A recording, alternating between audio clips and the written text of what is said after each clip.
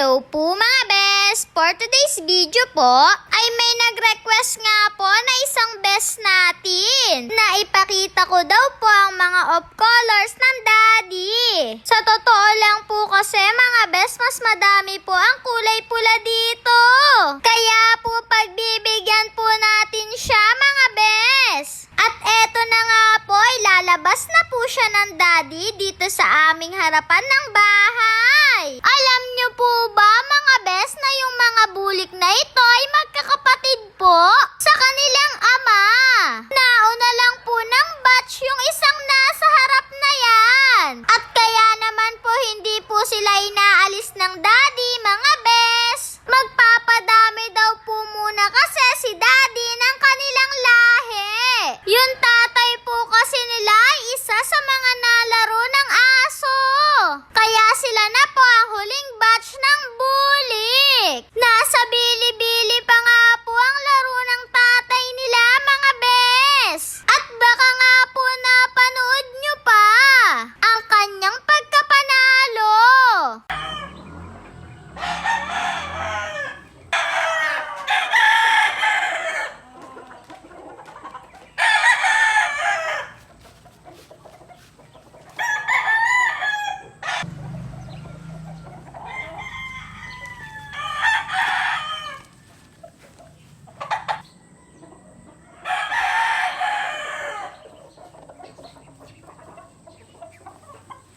At syempre po mga bes, wag po nating kakalimutan ng kanilang maintenance na El Toro Muscle Enhancer. Once a week nga po ang bigay namin dyan mga bes. Kaya tingnan nyo po ang kanilang mga katawan. Bulto at maganda ang kanilang mga balahibo. Gawang battle cock po kasi yan. Sa battle cock, lagi kang lamang.